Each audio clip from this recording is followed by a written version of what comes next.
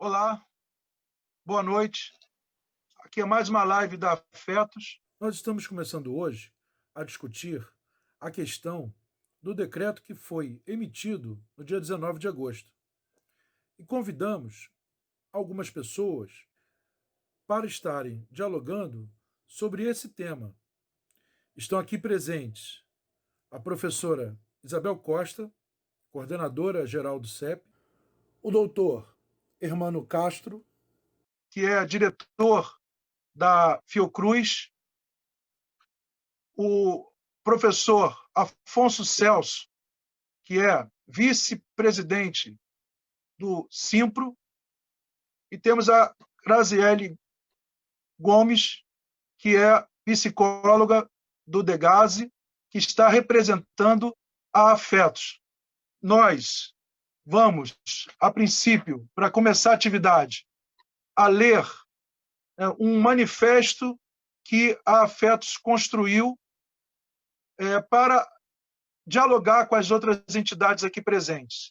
E, existindo aí um acordo do texto, a gente poder conversar com outras entidades.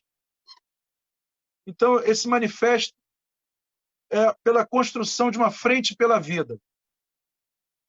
Vou ler aqui para vocês, ele é rápido, é uma lauda só. O contexto pandêmico do Rio de Janeiro, segundo as orientações sanitárias, é desfavorável a qualquer determinação que flexibilize ainda mais o protocolo de isolamento social, que é definido pela OMS. Portanto, a possível implantação do artigo 6 do Decreto 47.219, de 19 de 8 de 2020, instituído pelo governador do Estado do Rio de Janeiro, que determina o retorno de milhares de crianças e jovens às escolas, se constitui num ato necropolítico, em detrimento do bem maior, que é a vida.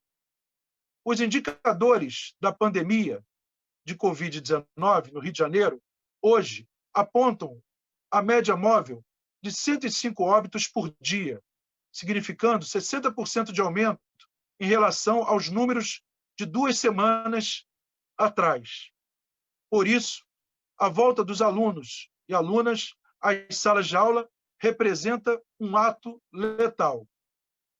Todos os cidadãos fluminenses sabem que o Estado do Rio de Janeiro está com as suas finanças destroçadas pela corrupção endêmica e que há grande possibilidade de, em breve, não se ter recursos nem mesmo para pagar os salários dos servidores públicos estaduais.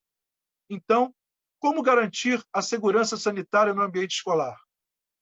Como um governo, sem as mínimas condições financeiras e políticas, terá condições de gerir a máquina pública estadual e de promover os protocolos elementares para os milhões de estudantes das redes públicas e particulares voltarem a ter aulas presenciais?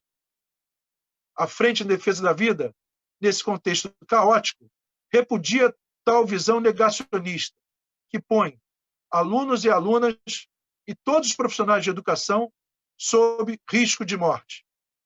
A Frente não acata esse novo normal, que se rende ao poder econômico e, em contrapartida, coloca como cobaia a juventude estudantil fluminense e os profissionais que trabalham com ela. As entidades que compõem essa frente entendem que a principal missão do poder público é defender a vida do povo. Se a atual gestão estadual insistir em não atender a essa condição primordial de sua existência, as entidades que subscrevem esse manifesto tomarão as medidas legais cabíveis para fazer valer o direito à vida. Então, esse é o texto que nós estamos aqui apresentando publicamente a essas entidades que estão aqui conosco e que vamos também apresentar a outras entidades do Estado do Rio de Janeiro para que, juntos, todos nós possamos reverter os efeitos desse decreto. Dialogar com o poder público, que, nesse momento, é totalmente impossível a flexibilização no que tange ao funcionamento das escolas. A gente defende que continue existindo o trabalho online, o atendimento remoto, seja, mas a volta às salas de aula agora é altamente temerária. Para isso, gente, nós estamos aqui também, para finalizar aqui a nossa apresentação, com mais uma ação que nós vamos fazer. A Afetos construiu um abaixo-assinado online, onde entidades e pessoas poderão assinar. O texto é curto, bem direto, para não ter polêmica. Sou a favor da construção de uma frente em defesa da vida e me ponho à disposição para participar de ações contra a volta precipitada das aulas presenciais no Estado do Rio de Janeiro. Assine usando o formulário ao lado para mantermos contato nessa luta. Então, nós estamos botando aí o link agora aqui no chat desse abaixo-assinado online para que todos os cidadãos fluminenses possam assinar esse documento online. E a gente pede também para que as outras entidades presentes também levem para suas bases essa iniciativa, que, independente de qualquer texto que a gente vá depois discutir, eu acho que esse abaixo-assinado já pode ser uma ação de implementação imediata. Então, acabando aqui as apresentações, né, a introdução ao debate, eu gostaria de chamar o doutor Hermano Castro para iniciar sua fala sobre a questão de como é que anda a pandemia no estado do Rio. Porque a gente ouvia o secretário de Educação falar que a volta às aulas só aconteceria na tal bandeira verde. E a gente vê que a gente está numa situação muito distante da tal bandeira verde. Então, a gente não entendeu essa mudança repentina de discurso que houve da parte do governo estadual. Vinha falando uma coisa, de repente mudou. Então, aí, nada melhor do que a gente ouvir uma pessoa que entende muito do assunto, que é o doutor Hermano Castro. Boa noite, doutor. Está aberta aí a fala para o senhor. Olá, boa noite. Muito bom poder participar dessa conversa com vocês. Eu acho que professores e todos que lutam pela vida, enfim, prazer estar aqui com a Isabel, com o Afonso, a Graziele, enfim, todos, e o André, e obrigado pelo convite. Enfim, a pandemia não acabou, os governos, tanto federal, estadual quanto municipal, atuaram muito mal na pandemia desde o início. E o Brasil continua com mortes diárias, em torno de 1.000, baixou um pouquinho, mais de 3 milhões, enfim. E os estados não têm outro rumo a não ser manter, ou pelo menos brigar, para que a gente consiga o distanciamento social. Nenhum indicador da saúde aponta na direção, principalmente de retorno às aulas, quiçá de atividades econômicas em vários estados. E aqui do estado do Rio de Janeiro, no município, não é diferente. Não tem nenhuma diferença com relação a isso. Eu queria mostrar para vocês, rapidamente, alguns gráficos, exatamente para tentar entender como é que está o comportamento hoje, por exemplo, da pandemia no estado do Rio de Janeiro, que vinha decaindo, mas com a abertura que foi feita precocemente das atividades econômicas, e a gente já apontava isso, na hora que se abre shopping center, praias e tantas outras atividades econômicas, restaurante, com as pessoas na aglomeração, sem uso de máscara, sem fiscalização, sem nada, o risco de retornar à pandemia era quase que um aviso precoce. Já se sabia que ia acontecer. E o tempo é exatamente esse. Entre 15 e 30 dias é quando começa a subir após essas aberturas sem nenhum controle. Então, isso foi um alerta que os especialistas já haviam colocado e estavam dizendo, e aí a gente precisa entender que indicadores são esses, né? Por que isso está acontecendo, principalmente no estado do Rio de Janeiro. O estado do Rio de Janeiro nunca atingiu nenhum município a bandeira verde, a gente sempre ficou na bandeira laranja e amarela. Então, esse é o principal dado, né, daquela questão do isolamento social, que mostra que o Brasil nunca fez isolamento social direito. A maior parte do tempo nós ficamos abaixo de 50%. No Rio de Janeiro, a gente atingiu em torno de 65% lá no início da pandemia, quando, vocês lembram, as cidades estavam vazias. Mas isso durou 2, 3 semanas e logo a ausência de suporte financeiro para as famílias mais pobres, por exemplo, não permitiu com que eles ficassem em casa. Então, começaram a ter que sair para defender o leite, defender a comida, poder sobreviver. Não teve renda mínima, uma confusão para poder adquirir os R$ 600, como todos lembram, e rapidamente, um mês depois, a cidade foi voltando ao normal e as prefeituras foram reabrindo atividades. Algumas até nem fecharam, como, por exemplo, aqui na periferia, em Caxias. Então, se vocês olharem hoje, está ali com 37%. Isso aqui, na verdade, nós teríamos que ter 75% das pessoas em casa e 25% na rua, que é o trabalho essencial. E aí tem uma inversão. Você tem muito mais gente hoje na rua do que nas casas. Nas casas, no máximo, a gente está conseguindo manter os idosos, quem tem comorbidade, tem se cuidado mais. Aí vamos passar. Eu queria mostrar essa questão da taxa de contágio, que também nós sempre tivemos muito alto, mais recentemente a gente está em torno de 1. Isso aqui é de hoje, no estado do Rio de Janeiro está 1,2, embora varie, tem uma variação, que é em torno de 1, mas o ideal ali, se vocês olharem o verde, é que esteja em 0,5. O que significa isso? Cada 100 pessoas, quando está 1,2, passa para 120. Então, você tem uma curva crescente de contágio. O ideal é que você tenha 0,5, que aí 100 passa para 50, 50 para 25, e você tem uma redução da curva de contágio e de passagem do vírus para a população. E aí você começa a ter uma redução. Então, a gente está sempre acima de 1, em torno de 1. O ideal, inclusive para a abertura das atividades escolares, é 0,5. E a gente nunca atingiu 0,5 na cidade do Rio de Janeiro, nem no estado. Vamos em frente. Olha, esse é um de hoje, são os dados de hoje. Eu quero chamar a atenção para duas coisas. Vocês podem olhar aqui, do lado à minha esquerda, aqui na tela,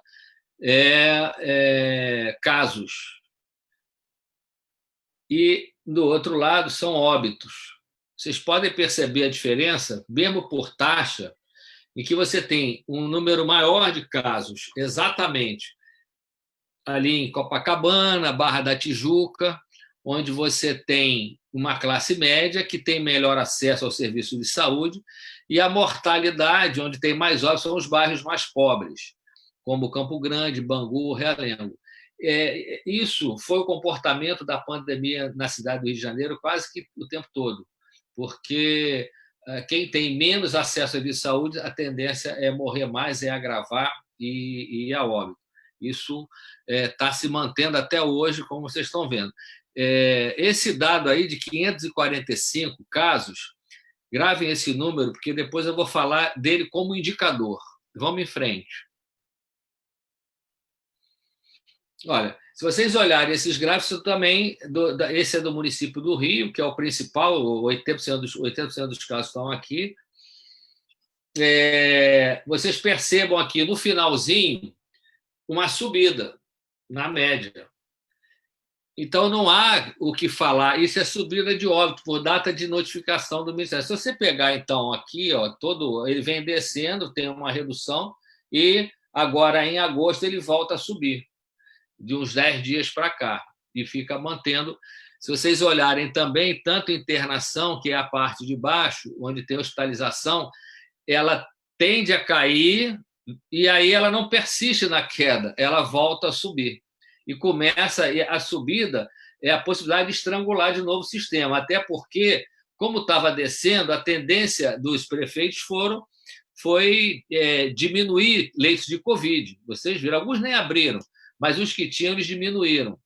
Então, isso, com a oferta menor de leito de Covid, na medida que vai aumentando, pode ser que a gente possa vivenciar um estrangulamento em um ou outro município. mas a tendência ali é de aumento de número. Os outros gráficos todos mostram isso, uma tendência ligeira de subida nas últimas 2 semanas. Vamos em frente.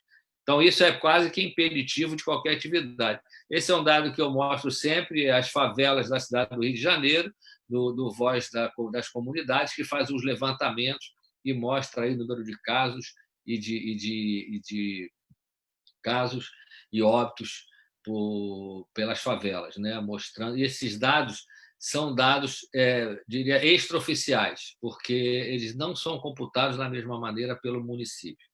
Pode passar.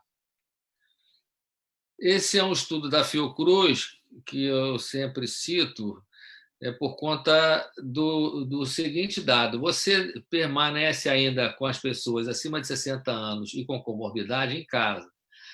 E você tem, isso são dados do IBGE, um número X de idosos e de pessoas que têm comorbidade que residem com jovens, adolescentes e crianças de 3 a 17 anos.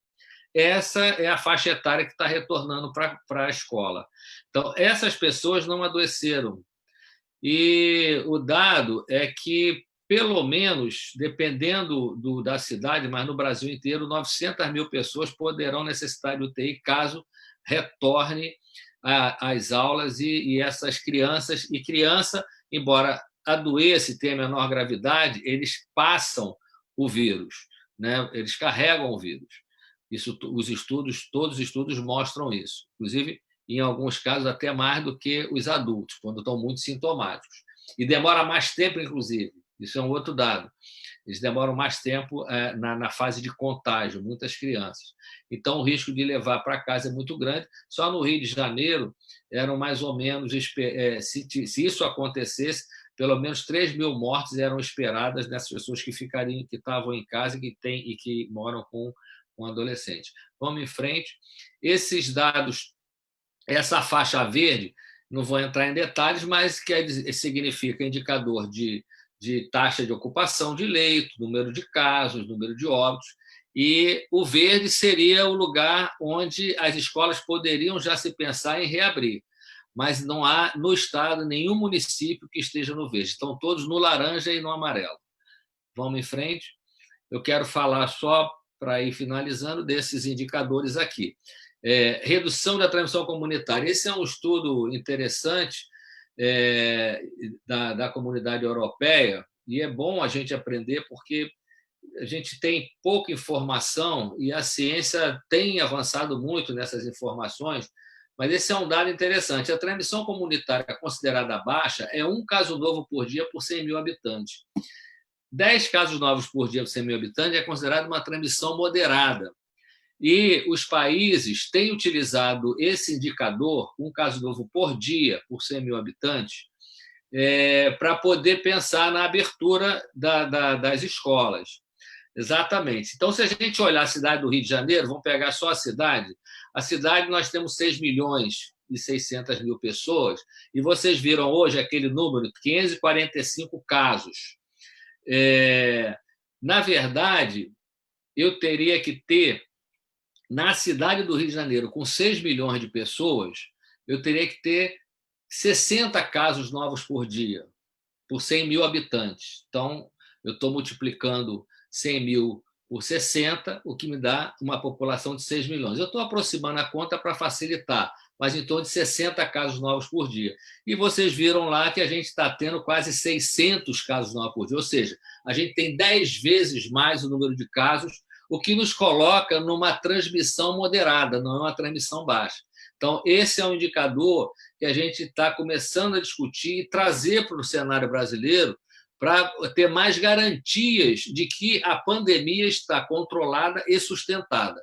E aí depois vem a taxa de contágio, como eu já falei, essa parte verde é o que está lá no indicador, e, por último, a capacidade para detectar, testar, isolar e monitorar. Isso é fundamental. Eu acho que na atenção primária em saúde, se isso não for feito, você não controla a pandemia. Ou seja, aquele caso suspeito, diferente do que a gente falava anteriormente, de que tem sintoma leve, fica em casa, não. Tem sintoma leve, comunique-se com o serviço de saúde, tem que fazer o RT-PCR, aquele examezinho da boca, do nariz. Se der positivo, tem que isolar, tem que testar todo mundo no entorno, pelo menos 10 a 30 pessoas, até 2 ou 3 dias antes do contato daquelas pessoas, tem que fazer esse levantamento. Por exemplo, se for numa escola, a criança ela positivou, teve sintoma, todas as pessoas que estiveram com ela nos 3 dias anteriores têm que ser testadas e têm que ser avaliadas.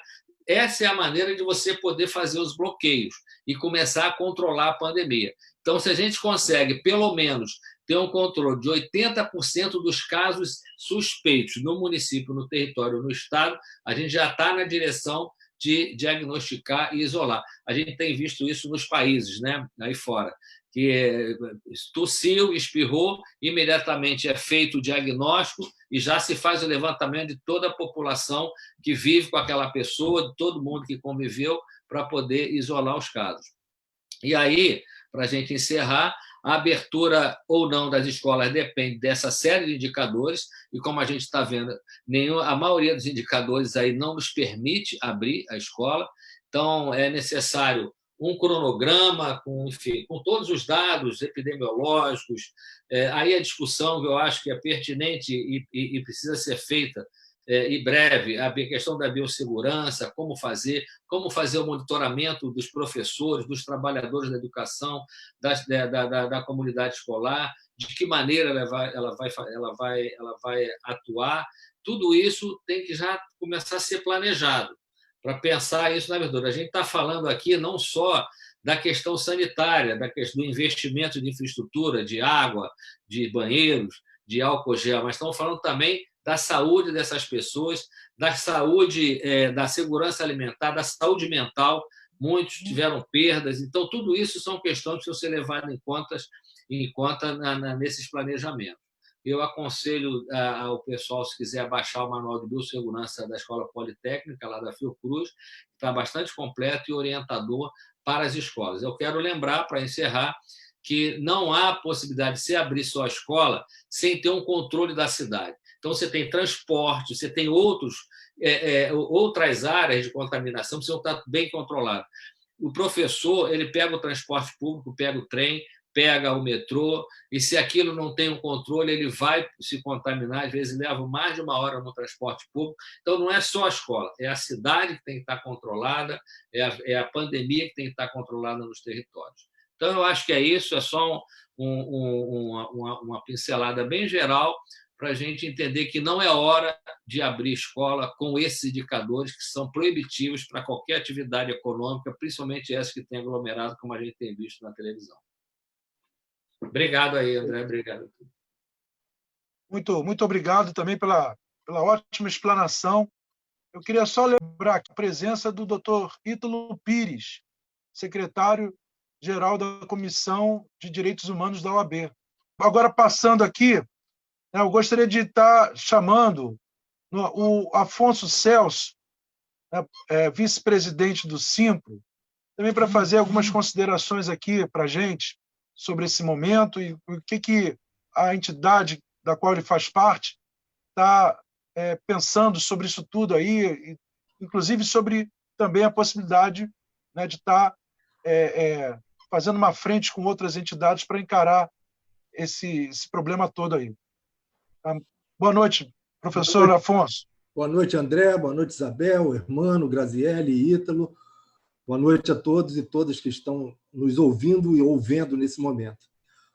André, assim, depois da apresentação do doutor Hermano, a gente não tem muito mais nem o que falar, né? A gente tem enfrentado esse tipo de situação já desde julho, né? Essa tentativa sempre precipitada de retorno às aulas, com os índices nesse patamar aí que o doutor Hermano apresentou. Eu quero lembrar que quando esse decreto do governo estadual, né, que vinha sendo de que de alguma forma ele foi importante naquele momento, porque a gente estava em vias de retornar aqui no município do Rio, ele foi no dia 19 de agosto, né? E, à ocasião, a gente, quando comentava o assunto, dizia que a gente não via razões para a gente acreditar que, passadas 2 semanas, que a gente teria aí uma situação diferente. E, assim, já se passaram 2 semanas desde o início do decreto, e aí o doutor Hermano apresenta aí esses dados que ele já apresentava há 2 semanas, então a gente não vê nenhum tipo de melhora. Então, nesse cenário, a gente já diria que não há razão para essa volta às aulas que não seja a questão da pressão econômica, principalmente nesse momento das escolas particulares, que fizeram isso com a prefeitura e estão fazendo isso nesse momento também com o governo do Estado. Então, a primeira coisa que nós, do Sindicato dos Professores, a gente comentava assim, era por que a discriminação entre escola particular e escola pública? Qual a razão de retornar primeiro à escola privada e depois à escola pública? Como se os professores da escola privada, ou mesmo os alunos da escola privada, não pegassem transporte público. Ou ainda, o que é mais grave, que é essa falácia de dizer que a escola privada ela está mais preparada para enfrentar a pandemia, né, e com os seus protocolos de retorno, do que a escola pública. Quando a gente sabe que, principalmente nas escolas de educação infantil, que é aquele setor que mais tem pressionado, muitas dessas escolas funcionam em locais muito mais insalubres, digamos assim, né? Mas assim, com menos condições, melhor dizendo, com menos condições de você cumprir esse protocolo do que a escola pública. Então, já nesse sentido aí, você já percebe que a questão não é uma questão de saúde, é uma questão econômica, porque você priorizar um setor em detrimento do outro, alegando que tal setor teria melhores condições, isso realmente não corresponde à verdade. E aí a gente tem um problema sério quando a gente enfrenta esse tipo de situação, que é o grande medo da categoria, desse retorno, né? Quem é que vai ser responsabilizado caso aconteça alguma coisa? O doutor Hermano aí acabou de dizer, né, a quantidade de coisas que você tem que fazer caso seja detectado com o problema. Né? Se um for detectado que tenha Covid, olha todo o entorno que tem que ser feito para tentar controlar a pandemia. Então, professores que pegam transporte público, e aí a questão do transporte eu não vou nem falar, porque todo mundo que sai hoje às ruas verifica que não tem a menor condição de cumprir os tais protocolos do transporte público. E aí, quem é que vai ser responsabilizado caso venha acontecer algum óbito por essa volta prematura? Vai ser o governo que fez o decreto? Vai ser a vigilância sanitária do Rio de Janeiro? Que a vigilância sanitária é um outro problema, porque ao tempo todo, quando a gente conversava com a vigilância sanitária, a gente perguntava, mas a vigilância vai até as escolas? Porque todos sabemos que para você abrir uma escola, a vigilância sanitária tem que ir lá e dar o seu carimbo. Ora, a gente está quase vivendo um novo protocolo, quer dizer, a gente viverá um novo protocolo. Então, a vigilância sanitária deveria, para reabrir tais escolas, ir lá e dar o seu carimbo. Ela se recusa a fazer isso, então ela também não quer se responsabilizar. Ora, então, no frigir dos olhos, quem é que se responsabiliza? É o dono da escola? Então, a gente quer saber, nós, do Sindicato dos Professores, quem vai ser responsabilizado caso algo de muito grave aconteça com algum professor, ou com algum aluno, ou com algum familiar de ambos. Uma outra questão que infelizmente, a gente se depara aqui no Rio de Janeiro que são ações que a gente tenta fazer de conscientização, né? Por isso, momentos como esse aqui são muito importantes, né? A gente está fazendo essas lives o tempo todo e está mostrando, está trazendo aqui especialistas, coisas que a gente, às vezes, vê meio escondido nos governos, né? A gente traz os especialistas aqui que mostra com dados. Está aí o doutor Hermano, que está sempre conosco, né? A gente está sempre em parceria com a Fiocruz, e está mostrando com dados que é muito difícil a gente controlar a pandemia já no momento que a gente está, em que a gente deveria estar numa situação de isolamento muito maior, de distanciamento muito maior do que a gente está hoje. Você imagina, voltando às aulas, o quanto que isso vai acarretar de problemas ainda para o Rio de Janeiro. E a gente vê que, na questão, a gente, quando discute isso nas redes sociais, e provavelmente deve entrar alguém aí na nossa rede social dizendo eu tenho que trabalhar, a praia está cheia, né? Que é o problema da conscientização da população, né? Mas quando a gente faz a pesquisa com os pais, com os responsáveis, as mães, 79%, 80% estão dizendo que não querem voltar. Então, há uma questão aí que as pessoas têm que começar a entender, que quando você coloca em risco a sua situação familiar, a questão da percepção dele em relação à pandemia muda. Né? E de mais a mais, as pessoas têm que entender o seguinte: ninguém é obrigado a ir à praia. Né? A pessoa vai se quiser. Agora, para a escola, você vai ser obrigado, principalmente se você for trabalhador. Que aquela falácia também que o prefeito falou lá atrás, de retorno voluntário, a gente sabe que não é assim. Aí uma questão, André, que a gente tem que discutir era essa questão jurídica. Né? Nós, do Simpro, a gente tem atuado, né, não só na questão junto à categoria, a gente tem feito sempre reuniões, assembleias com 500, 600 professores, e todos, quase com uma unanimidade, né, dizendo não ao retorno às aulas. A gente tem conversado, feito campanhas para que a gente tente dialogar de alguma forma. Inclusive, estamos procurando também a Alerj, estivemos também na Câmara dos Vereadores, sempre procurando dialogar com o Legislativo para que as pessoas nos convençam de que realmente é fundamental esse retorno e que esse retorno não está se dando puramente pelo viés econômico. O que acontece nessa questão jurídica é um problema, porque quando chegar e bater o martelo lá que realmente, se a justiça disser que a gente tem que voltar, existe uma série de perguntas que a gente quer que sejam respondidas.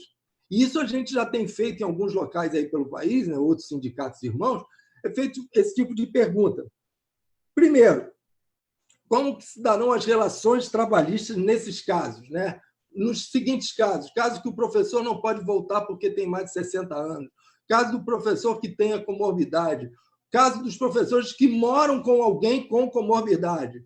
Então, como será definido isso? Vai ser, como o prefeito falou lá atrás, vai ser voluntário? Ou isso vai ser realmente definido? Não pode e pode. E se não puder, como fica essa questão salarial? Quem é que paga o salário desse professor? Vai ser o INSS? Vai ser a própria escola? Então, isso também é um problema. Outra questão é a questão da testagem, né, que o doutor Hermano falou aí.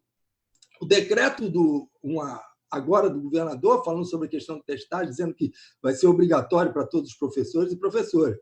Ele botou que é obrigatório, né, que o governo do Estado vai arcar com a testagem dos professores do Estado e as escolas arcarão com a testagem dos seus professores. Só que ele dá um parágrafo ali que ele retira aquelas escolas ou faculdades que cobrem menos de R$350 a mensalidade. Ou seja, essas pessoas, então, elas estão imunes? Porque quem é que vai pagar? Então, é ela mesma que paga? Quer dizer, você faz uma autotestagem para dizer se você pode trabalhar ou não. Então, são algumas das questões que a gente vai perguntando e não vai obtendo resposta. Então, são questões que são anteriores a você fazer qualquer discussão de retomada. Do transporte eu não vou falar, porque o doutor Hermano já falou muito bem aí, né? Porque eles estabelecem uma série de protocolos para transporte escolar. Só que por que viaja hoje de transporte escolar? Parece até que a gente vive em outro país, né? Quer dizer, são muito raros os transportes escolares em todas as escolas, até nas grandes escolas da Zona Sul e da Barra da Tijuca. São raros aquelas crianças que vão, a maioria vai no seu próprio carro ou então vai no transporte coletivo. E aí a gente volta para a questão do transporte coletivo. Para finalizar, né, eu queria falar de algumas questões que são muito, muito sérias para a gente discutir, mais até com a população do que entre a gente. Primeiro, falar sobre a educação infantil. Né, que protocolo de retorno, todos os especialistas da educação infantil são unânimes em dizer que é impossível. Hoje a gente viu no jornal, né, alguns estados que estão retornando, o Ceará, a tristeza que é ver aquelas crianças, né, separadas por aquelas placas eu acho que é acrílico, se eu estiver falando alguma besteira, me corrijam, por favor, mas assim, e naquele momento único, né? Naquele instante em que a gravação foi lá, a câmera da televisão foi lá e filmou 4 crianças na escola. E assim, a gente vê que para a educação infantil isso é quase um crime, né? Para as crianças, você submetê-las a esse tipo de educação. Acho que, como a gente viu na França certa vez, né? Que a gente leu uma notícia em que as crianças estavam pedindo para não ir, porque aquela não era a escola que elas estavam com saudade. Não é uma escola para você conviver nessa maneira. Outra questão que se fala muito é o ensino híbrido. Né? Embora muita gente não diga exatamente o que é, mas quero dizer que o ensino híbrido, como muitas escolas estavam apontando, é, de novo, expor a quem? Aos professores. Mais uma vez, somos nós que vamos enfrentar o transporte coletivo para ficar lá, né, sendo filmado dentro da nossa sala de aula com 4 ou 5 alunos e o restante nas suas casas protegidos. Quer dizer, de novo, você expõe a quem? Ao trabalhador. E, para finalizar mesmo, a gente falou aí, o doutor Hermano falou sobre políticas públicas. Né? A única política pública que esse governo foi capaz de fazer, se é que a gente pode chamar de política pública, foi a questão da medida provisória 936 e depois da lei que virou Lei 14.020, que ela penalizou mais uma vez o trabalhador, né? Porque se faz uma redução salarial com uma suposta redução de trabalho. E o que a gente viu, na maioria dos casos, não foi isso. Né? O professor teve o seu salário reduzido e teve o seu trabalho aumentado, porque o trabalho remoto aumenta e muito mais o nosso trabalho. Então, quando dizem que a gente não quer voltar porque a gente quer ficar sem trabalhar, pelo contrário, nós estamos trabalhando muito mais. Na segunda-feira, ontem, nós fizemos um programa sobre isso na nossa Rádio Simples. Né? Então, dizer assim, que a gente é óbvio que a gente apoia essa iniciativa, a gente vê com muito bons olhos, a gente estará junto sempre em todo o movimento de trabalhador que visa a proteger a classe trabalhadora, e nós teremos uma assembleia. Né? Já convido a todos e todas aí para a nossa assembleia no dia 5, às 10 horas, que nós devemos fazer essa grande discussão para, mais uma vez, reafirmar o nosso estado de greve contra a volta às aulas presenciais, e que a gente possa, inclusive, resistir o máximo possível em defesa da vida. Obrigado. Bom, Afonso, show de bola.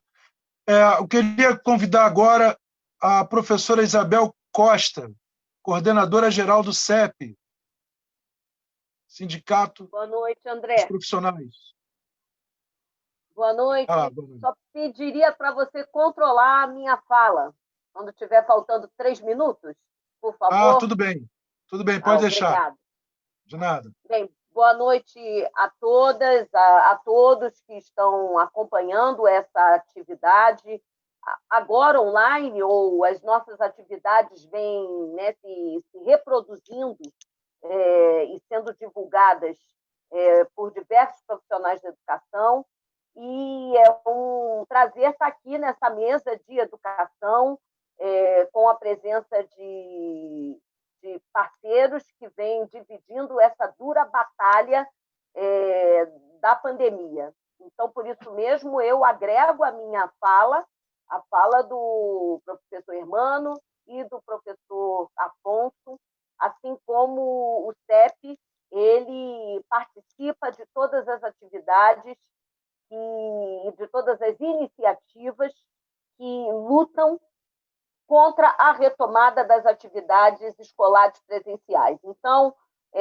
para afetos, para André, para todos os participantes e profissionais da educação desse segmento, certamente estaremos juntos, reforçando o abaixo-assinado, fazendo mais atividades, há muito que se discutir, né? Os desdobramentos vêm sendo muito interessantes, e já fazendo um chamado para que vocês, enquanto entidade, se agreguem ao, não diria um protocolo, mas os eixos que foram construídos por mais de 60 entidades da educação, que é o Protocolo pela Vida, e porque, a partir de todo um debate, nós apontamos de forma clara que não é hora de reabrir as escolas. E, nesse sentido, a participação aqui no Rio de Janeiro da Fiocruz vem sendo fundamental, porque nós estamos lidando com governos que vêm afundando a economia, ainda mais a economia da cidade e do estado do Rio de Janeiro. Então, os problemas colocados hoje, durante a pandemia, são problemas conhecidos da nossa economia, que vem sofrendo gravemente desde o golpe de 2016, setores estratégicos que foram totalmente desmontados, como o setor de petróleo e gás. O Rio de Janeiro já viveu período de baixo desemprego, e nós entramos nessa pandemia, inclusive com esses governos, falando mês a mês que não teriam dinheiro para pagar salários, não teriam dinheiro para terminar o ano. Então, eu sempre começo por aí. É importante a gente não se esquecer de que a crise econômica no Rio de Janeiro ela não começa com a pandemia. Nós estamos vivendo um quadro cada vez mais grave o que faz com que algumas questões centrais do que diz respeito ao protocolo simplesmente não se realizem no Estado e nem no município do Rio de Janeiro. Outra questão fundamental é que nós devemos caracterizar esses governos como governos que reproduzem, infelizmente, a máxima secular desse país, onde a vida sempre valeu muito pouco, e, em especial, a vida da população pobre, da população carente, dos oprimidos da nossa sociedade. E não é à toa que o gráfico mostra muito bem aonde estão os números crescentes de mortes. Não estão na Zona Sul, não está entre a classe média, mas entre os mais desfavorecidos. E também esses bairros foram os bairros onde menos aconteceu o isolamento social. Ora, isso não é um fato isolado, um problema cultural do cidadão carioca. Isto é uma política que nega, é uma política que ignora a gravidade da pandemia. Então, esse é o cenário em que nós nos encontramos, e para falar sobre esses 4 elementos que eu sempre apresento, eu começo desse ponto de partida. O primeiro elemento, o professor Hermano já apresentou de forma muito clara, que são as questões sanitárias. Nós não temos um quadro que permita a retomada e uma flexibilização irresponsável ainda maior do que a que nós já estamos vivendo. Esse quadro sanitário faz com que os protocolos futuros eles devam ser estritamente respeitados. E, por isso, há uma grande desconfiança entre professores e funcionários, entre a comunidade escolar, sobre a possibilidade e realmente o compromisso dos governos em garantir esses protocolos. Porque nós não estamos falando só de álcool em gel e máscara. E façamos um parêntese, porque isso deve ser falado em todas as lives. Quando um secretário de Educação admite que a sua política vai ser entregar tecido para que os estudantes da rede estadual façam máscaras.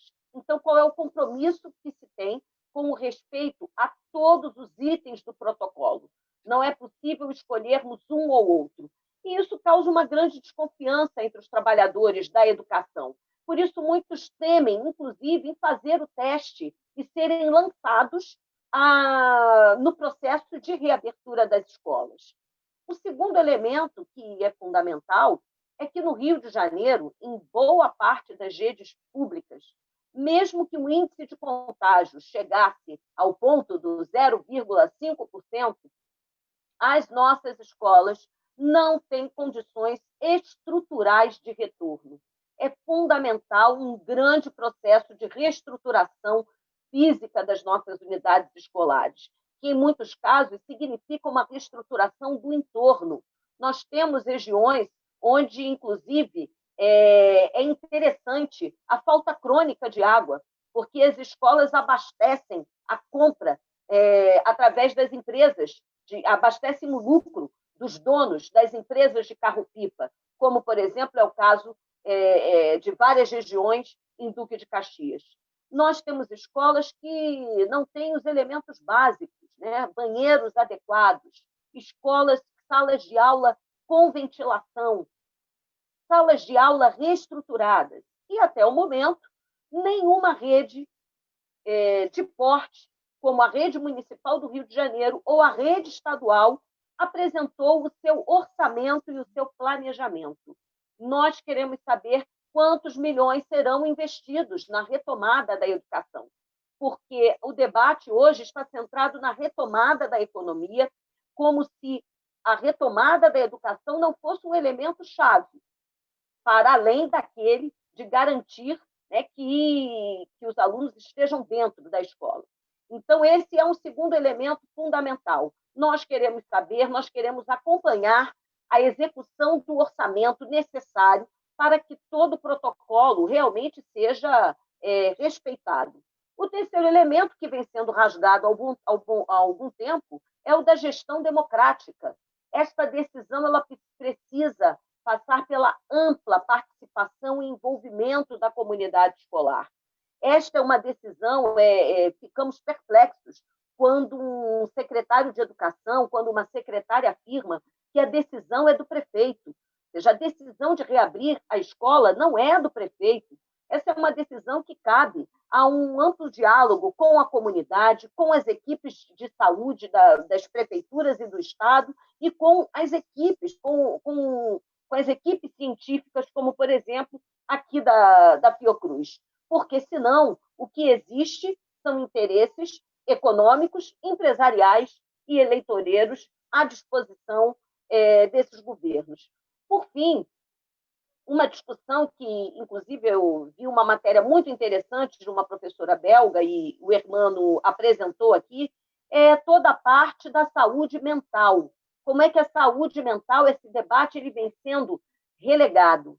Nós vamos precisar de um amplo apoio intersetorial para que a saúde mental ela esteja no centro do debate desta retomada. Nós temos alunos, professores, famílias que perderam os seus, que passaram pela dor de uma doença que, mesmo que não tenha causado morte, causou tristeza, desespero, preocupação.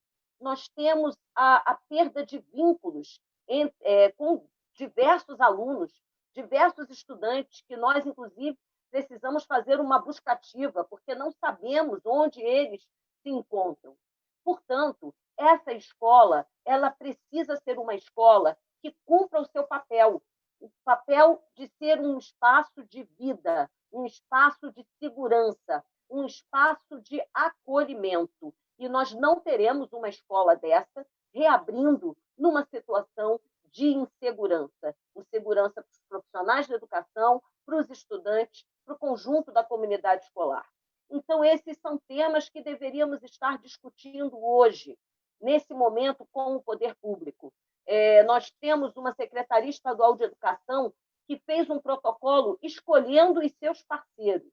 Não realizou um debate amplo com as entidades, com todos os sindicatos e muito menos com a comunidade escolar. Nós temos uma prefeitura do Rio de Janeiro que estabelece os seus comitês, mas que são comitês que não funcionam para valer, quando todos sabem que a decisão vem de uma postura do prefeito. A mesma coisa, alguns municípios, nós acompanhamos de maneira perplexa a situação de Caxias, quando, após uma reunião com o empresariado local da educação, o prefeito decidiu reabrir as unidades escolares. Então, nós temos um debate que é um debate sanitário, é um debate científico, mas também é um debate onde a política ela está no centro, porque nós estamos numa disputa que é numa disputa por uma outra concepção de sociedade, por uma outra concepção de poder e, portanto, as nossas mobilizações em defesa da vida, elas se tornam um elemento novo. É uma greve para garantir o direito humano fundamental. Temos o direito de garantir a nossa vida, como temos o direito de garantir todos os direitos sociais. E a sociedade, eu acho que ela vem se colocando favorável a esse debate. Mais uma vez, a prefeitura fez uma enquete, como se uma enquete fosse um fator decisivo para a reabertura ou não dessas escolas, mas mesmo nesta enquete, a população, a comunidade escolar, as famílias votaram que não é hora de reabrir.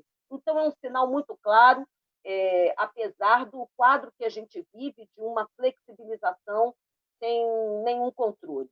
No mais, é uma realidade que nós estamos vivendo, né? Eu gostaria de frisar também a questão do deslocamento. Nós temos uma carga horária muito diversa na rede pública do Rio de Janeiro, professores que se deslocam entre 2, 3, 4 escolas, alunos, estudantes que não moram necessariamente ao lado das suas escolas, se deslocam também pela cidade, e por isso que muitos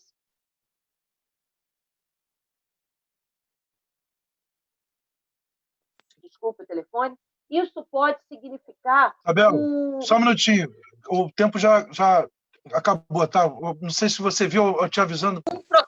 Um processo de genocídio. Então, para encerrar, convido a todos a estarem nesta luta e participando do Dia Nacional de Luta. Então, muito importante que afetos também.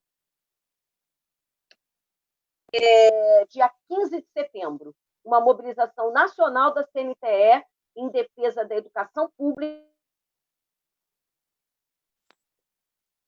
O que houve? Pessoal, teve um probleminha aí.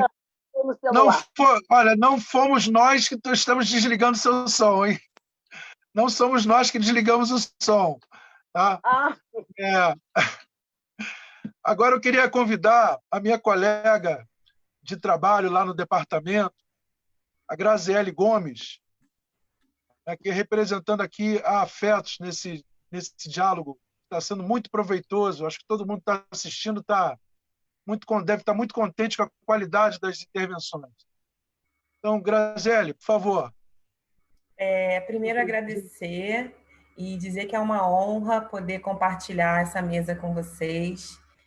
Afonso, Hermano, Ítalo, Isabel e o próprio André, que me convidou. Acho que a gente precisa trazer um pouco, eu vou aproveitar o meu lugar como psicóloga e dizer para vocês que eu também sou professora, eu tenho formação como professora, e nesse momento não estou atuando, mas acho que está no sangue, né? Quando a gente fala desse espaço de dar aulas, a gente nunca deixa de dar aulas, né? De alguma forma, a gente está sempre trabalhando com isso, é algo que me deixa muito feliz.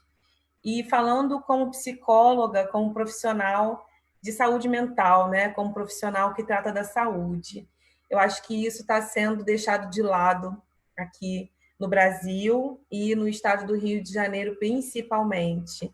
Desde o começo dessa pandemia, essa questão da saúde foi deixada de lado. E a gente teve uma prova aí bem recente, né? Ficamos alguns meses, se eu não me engano, sem um ministro de saúde. Fomos o único país que teve esse marco dentro de uma pandemia.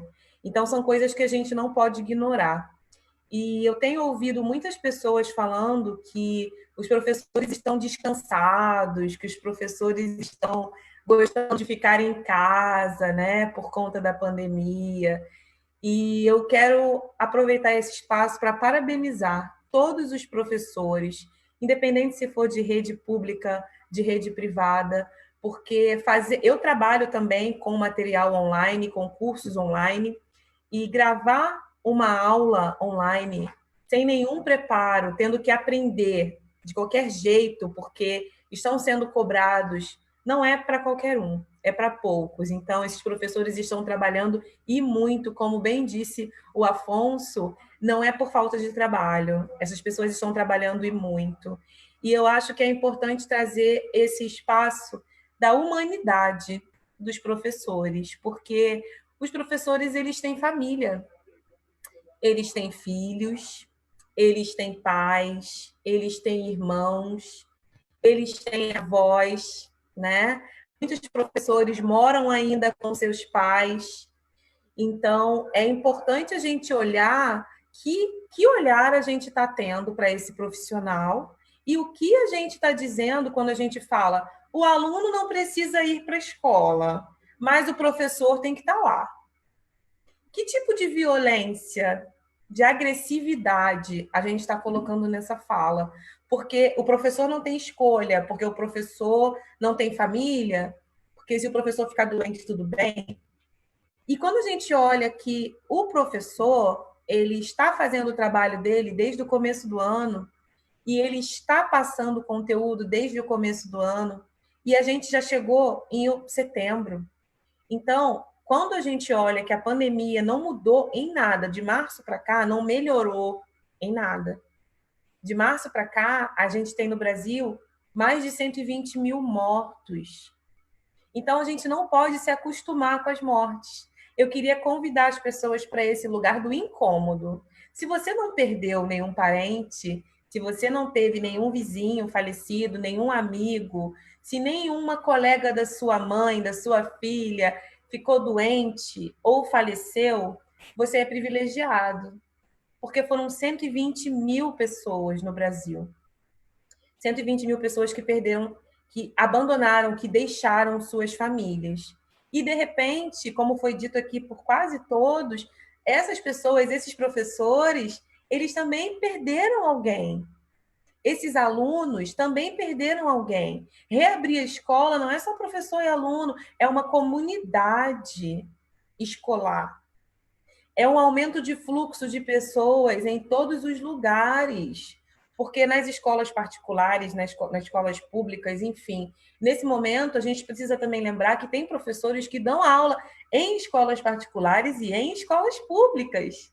Então, por que está acontecendo esse surto de que as escolas têm que abrir? A gente já ficou março, abril, maio, junho, julho, agosto sem aula presencial, né? Porque as aulas online estão acontecendo. Para algumas pessoas, está sendo, de repente, um pouco mais agradável ficar em casa, mas essas pessoas não são os professores, porque o trabalho deles continua. Então, a gente precisa entender que a gente está falando de seres humanos. E quando a gente fala de seres humanos, a gente está falando de subjetividade. Cada um é um. Para um adulto ficar longe de seus amigos é complicado. Para um adulto abrir mão do seu lazer, da sua caminhada diária, da sua praia, do seu barzinho, é complicado. Imagina para uma criança, para um adolescente, ficar distante do seu colega, tem que colocar uma barreira, tem que marcar a cadeira sim, cadeira não. O professor, quando vai explicar alguma coisa, tem que manter uma distância. Isso não é do nosso costume. Principalmente no Rio de Janeiro, nós somos pessoas extremamente calorosas, extremamente próximas. Então, não dá para a gente ignorar anos de comportamento e querer achar que está tudo normal. Não existe novo normal. Não existe. A gente está construindo.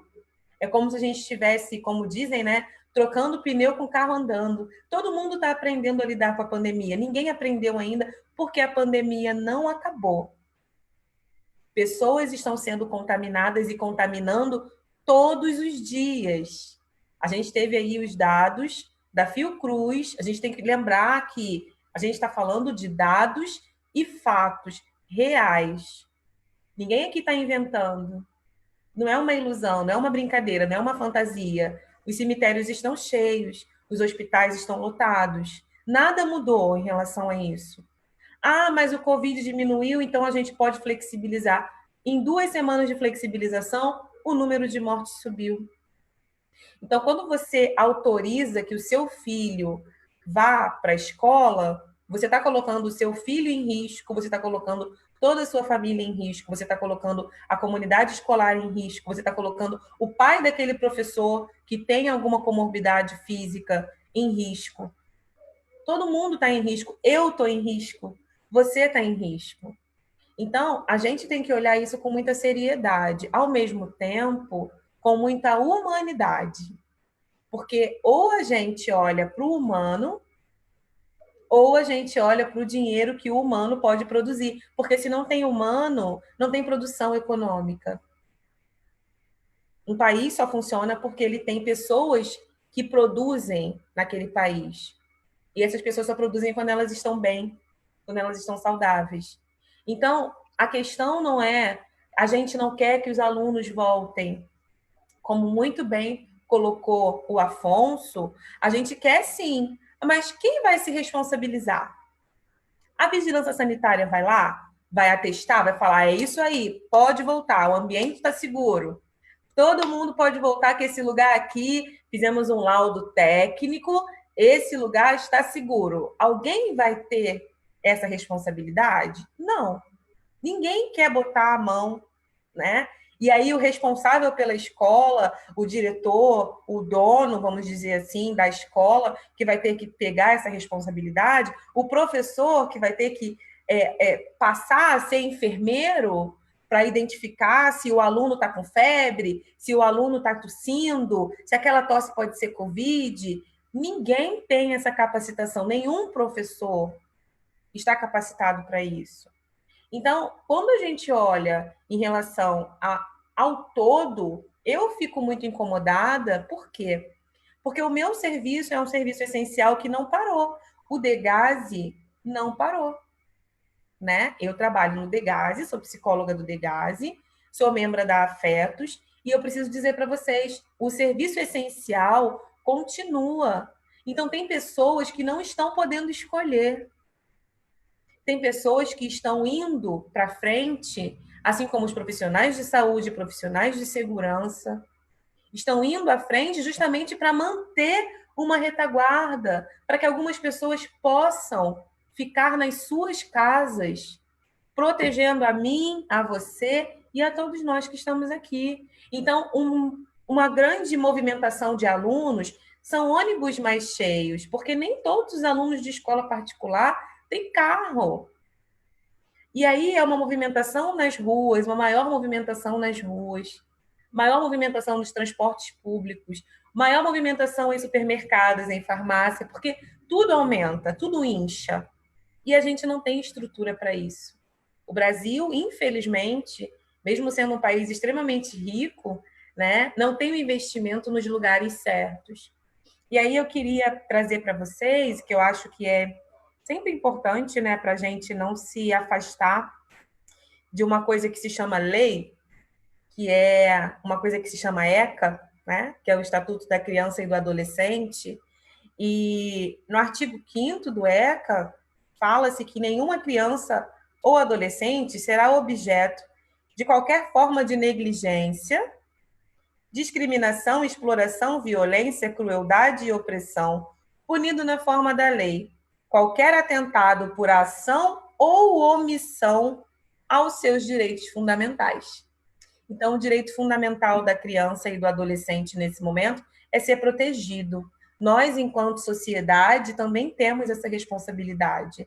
Não é só o governo, não é só a família. Nós, enquanto sociedade, também temos essa responsabilidade e nós também temos família, né? Então, eu queria chamar as pessoas para esse manifesto. Aqui é uma frente pela vida. Então, não há como fugir da humanidade das pessoas. E eu queria convocar que cada um de vocês que estão assistindo, tanto no ao vivo quanto depois no gravado, que repensassem essa urgência do retorno às aulas presenciais. Penso que não é o momento, já foi dito pela questão de saúde, já foi dito por toda a questão de higiene, por toda a questão de proteção, né?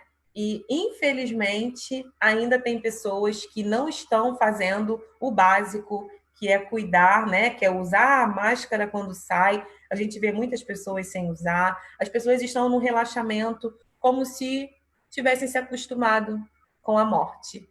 E eu queria trazer essa reflexão para a gente não naturalizar a morte, porque se não foi alguém próximo a você, essa pessoa ainda assim tem família, e toda família merece ser conservada e preservada, a minha, a sua e a de todas as pessoas.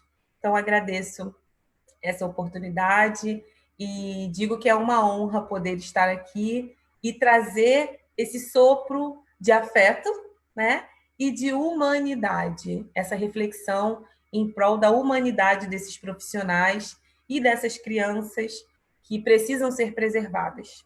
É isso. Gratidão. Muito bom, muito bom. Muito feliz por estar dividindo esse momento com vocês. Agora eu queria estar chamando o doutor Ítalo Pires, secretário-geral da Comissão de Direitos Humanos da OAB. Boa noite a todos e todas que nos escutam ou que nos assistem. Boa noite, meus colegas de sala aqui do Zoom. Bom, eu vou ser muito breve, porque depois de ouvir falar os especialistas, de fato, o jurídico fica quase que já fundamentado, né? Mas eu queria lembrar uma coisa que parece óbvia, mas que me parece, apesar disso, relevante. O mundo passa por uma pandemia, a pandemia de uma doença nova, que não se sabe exatamente como se previne, como se combate e quais são as consequências que ela causa.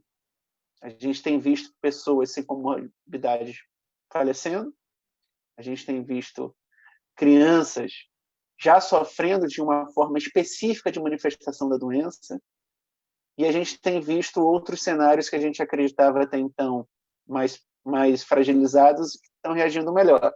É importante lembrar isso. Nós estamos com uma pandemia em nível global em curso, sobre a qual a gente sabe pouco ou quase nada. Por outro lado, a pandemia no Brasil ela se torna ainda mais problemática, por conta de tudo isso que afeta o mundo inteiro, mas, em especial, porque falta no Brasil políticas de saúde para que a gente possa, de fato, dar o tratamento às pessoas que necessitam em razão da infecção. Falta políticas de garantia de renda aos trabalhadores para que possam ficar em isolamento social, que é o único meio conhecido até agora de evitar a propagação em massa da doença. E a gente também não tem políticas públicas de garantia dos trabalhos, dos empregos. Então, se a pandemia já é alguma coisa, já é escandalosa mundo afora, no Brasil ela se torna ainda mais, diante dessas omissões de políticas públicas que poderiam efetivamente estar minimizando o impacto da pandemia no Brasil. E é nesse contexto que os governos se sentem à vontade, por motivo desconhecido de todos nós, para reabrir ou planejar e datar a reabertura das unidades escolares. Então, a gente tem que, antes de falar sobre o problema específico, relembrar o tamanho dele, de fato, e a manifestação ainda mais perversa dele no Brasil. E a abertura das escolas vem exatamente nesse contexto, cujo resultado objetivo, somado às flexibilizações realizadas, em especial no âmbito do Estado de Rio de Janeiro nas últimas semanas, é um agravamento ainda maior de uma curva estatística que já era alta, seja em relação às infecções, seja em relação efetivamente às mortes. Me parece que, por omissão, os governos estão escolhendo como política pública o tratamento em massa, a dita política de prevenção mediante infecção do rebanho. Ainda que isso custe 120 mil mortes hoje, 200 mil até dezembro, 250 mil até março, por omissão, a única política pública que eu consigo supor que os governos têm de fato implementado é essa. Mas qual é o custo? Não orçamentário, mas qual é o custo de vida?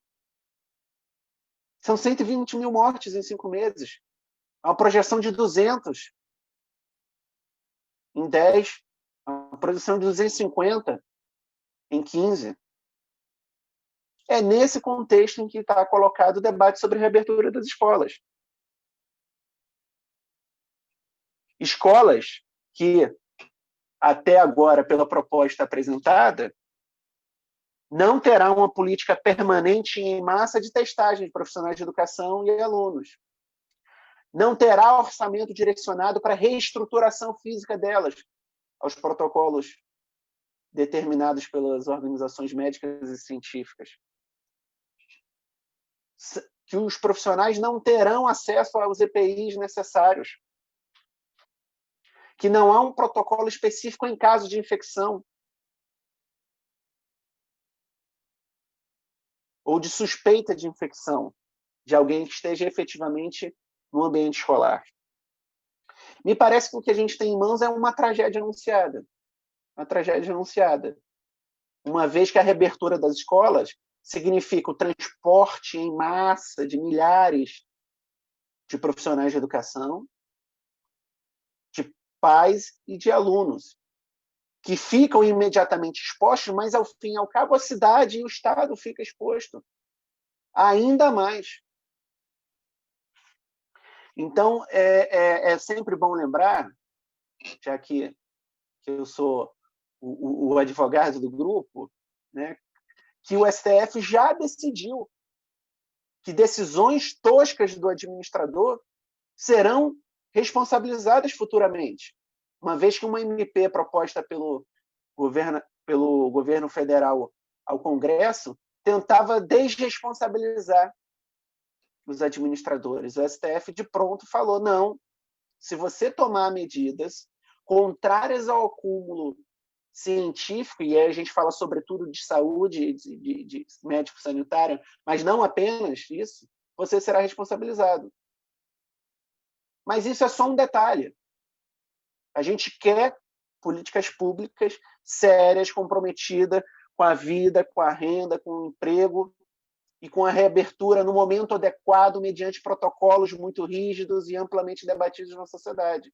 A gente não quer responsabilizar o administrador, porque essa responsabilidade é sempre tardia. Os trabalhadores, os seus filhos, as comunidades e bairros no entorno da escola serão todos afetados antes disso. E aí, como bem colocado pela Isabel anteriormente, esse é um debate sobre o direito humano mais fundamental de todos, sem o qual nenhum dos outros faz sentido, que é o direito à vida. E aí não tem como registrar a maneira correta, justa e necessária como os profissionais de educação, seja da rede privada, seja da rede pública, têm se colocado diante desse debate. E digo mais, não é uma posição corporativa, porque é a vida dos profissionais de educação, mas é a vida dos alunos, dos pais, dos bairros, daqueles que, por obrigação profissional emergencial, têm que frequentar o transporte público, que vai se tornar ainda mais cheio, precário e, portanto, fonte ainda maior de infecção. E, como consequência disso, de morte de parte dos infectados. Então, a gente tem que lembrar que a gente vive uma pandemia em nível global de uma doença que a gente não sabe nada, num cenário de terceiro mundo, portanto, sem as políticas públicas necessárias para minimizar esse estado de coisas, e o administrador, apesar de tudo isso, se sente à vontade para iniciar os debates, inclusive datando a reabertura das unidades escolares. Isso me beira o absurdo. Mas no Brasil, beirar o absurdo se tornou normal. E é por isso que a gente tem que se insurgir contra essas coisas.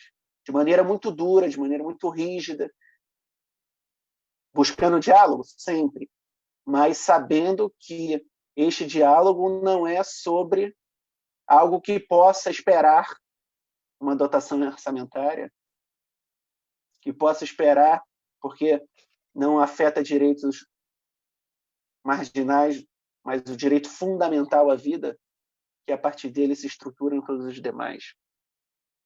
A Comissão de Direitos Humanos tem um grupo de trabalho específico para acompanhar os debates que afetam o campo educacional e tem acumulado sobre isso. É óbvio que eu não tenho legitimidade para falar em nome da ordem, muito embora componha seus quadros diretivos, mas, em especial, a Comissão de Direitos Humanos tem se atentado a esse conjunto de problemas, através de um GT específico que trata da questão da educação, no que se refere à reabertura das escolas, e um GT específico sobre saúde, no qual debate a ausência de políticas públicas concretas que possam, de fato, dar conta do problema crônico que a gente está passando. Mas eu não vou me alongar, porque, de fato, os profissionais do campo pedagógico, o médico sanitário e a nossa colega também do âmbito da saúde mental, já foram muito claros sobre o conjunto de problemas que norteiam. Eu queria só fazer esses registros, porque, às vezes, o óbvio é tão escandaloso que ele fica adormecido, mas é preciso lembrar o que a gente está passando, onde está passando e, efetivamente, como a gente pode, nesse momento, colaborar com a minimização dele.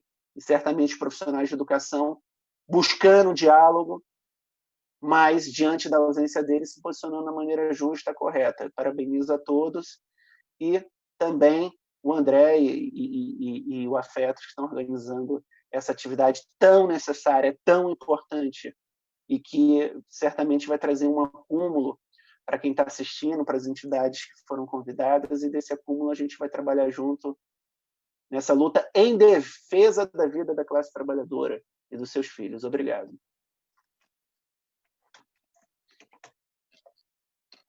Muito agradecido, doutor.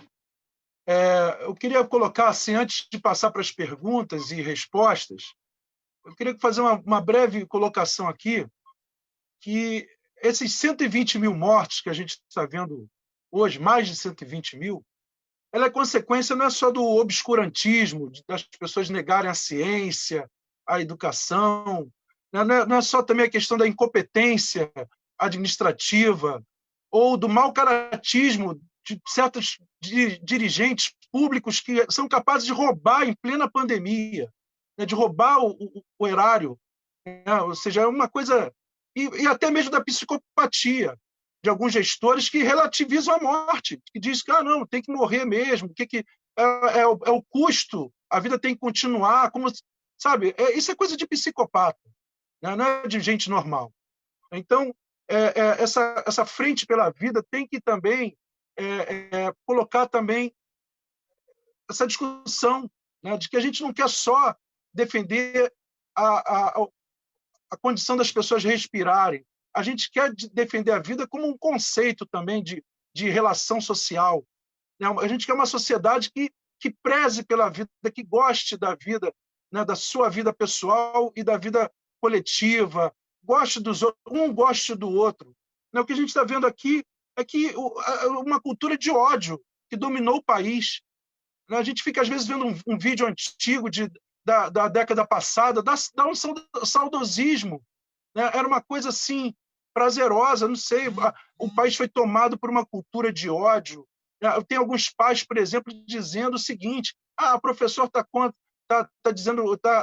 reclamando da pandemia porque está em casa recebendo, corta salário que ele vai querer voltar a trabalhar. Ou seja, o cara está mais preocupado em punir o professor, na cabeça dele, de punir, de fazer a tal justiça que ele acha que é o certo, do que com o próprio filho. Mas veja bem, olha que doideira que a gente está vivendo. A pessoa está mais preocupada em ser, né, o justiceiro. Todo mundo hoje em dia está querendo ser um pouco justiceiro. Acho que o pessoal ficou vendo muito filme de Hollywood, né, e a gente acabou criando uma geração de justiceiros. O cara quer ser policial, quer ser juiz e quer ser carrasco.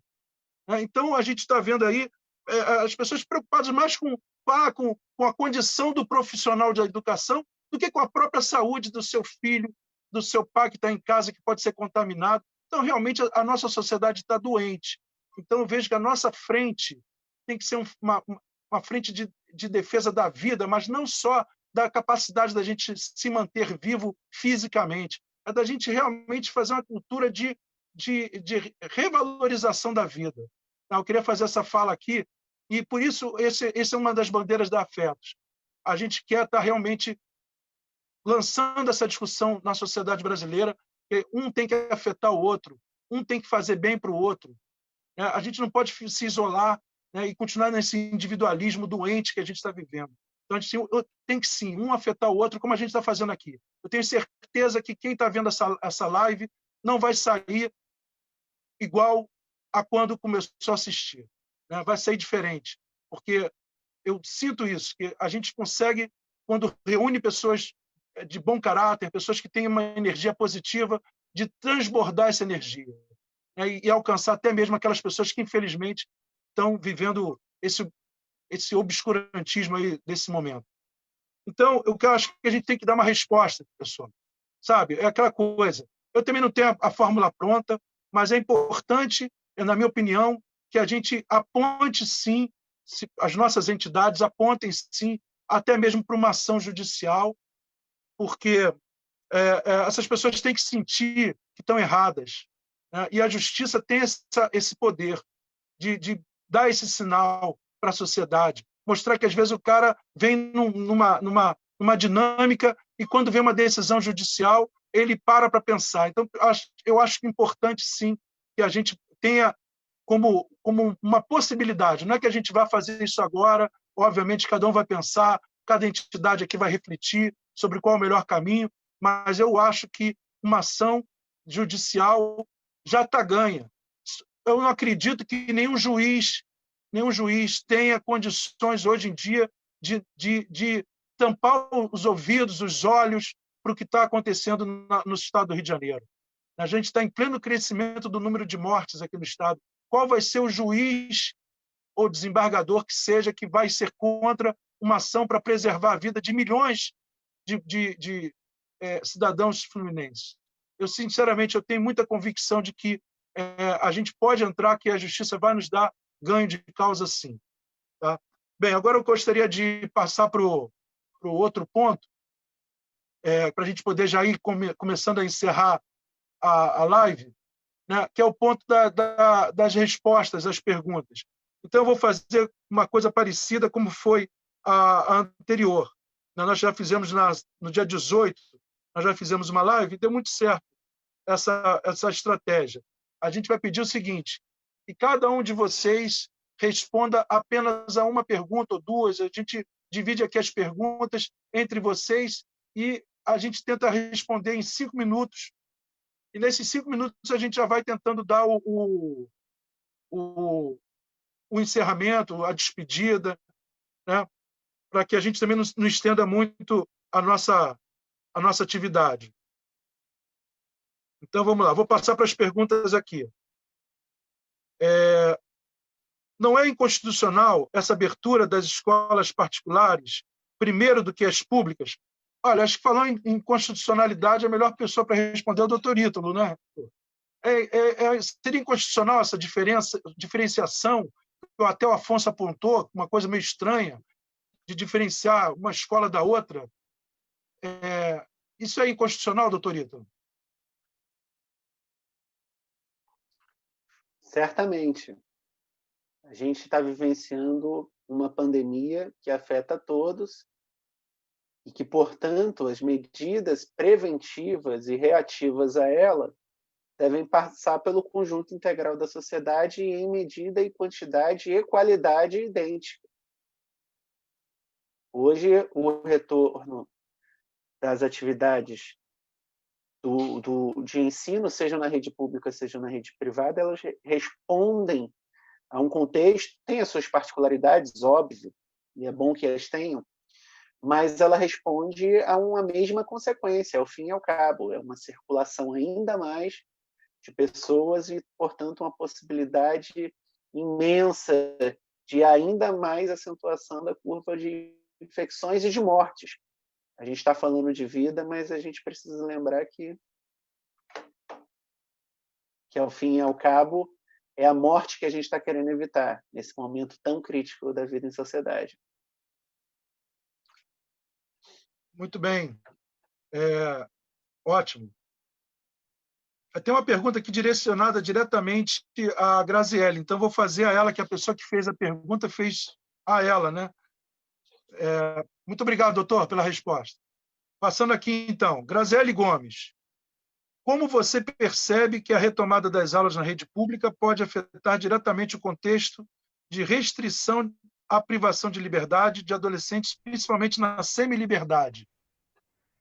Nossa, é surreal pensar, porque as unidades, por mais que a gente hoje, nesse momento, ainda estejamos com muita lotação, um adolescente contaminado, ele vai contaminar todos que estão no alojamento.